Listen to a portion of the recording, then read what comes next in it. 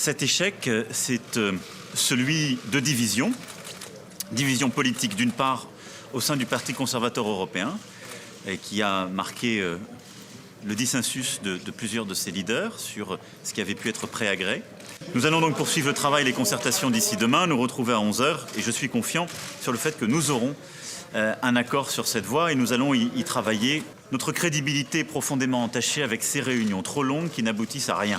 Nous donnons une image de l'Europe qui n'est pas sérieuse. Je suis aussi dans ce contexte plus que sceptique sur toutes celles et ceux qui nous expliquent que l'avenir de l'Europe est dans un nouvel élargissement quand on n'arrive pas à se mettre d'accord à 28. Et là aussi, je serai intraitable sur le fait que je refuserai toute forme d'élargissement avant une réforme en profondeur de notre fonctionnement institutionnel. Au fond, ce qu'il manque autour de la table, c'est le sentiment et le devoir de défendre l'intérêt général européen.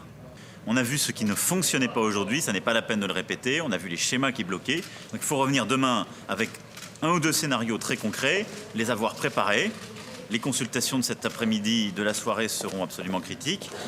Et je pense que si nous savons un peu nous élever les uns les autres au bon niveau, je pense que demain, en quelques heures, nous pouvons avoir un accord.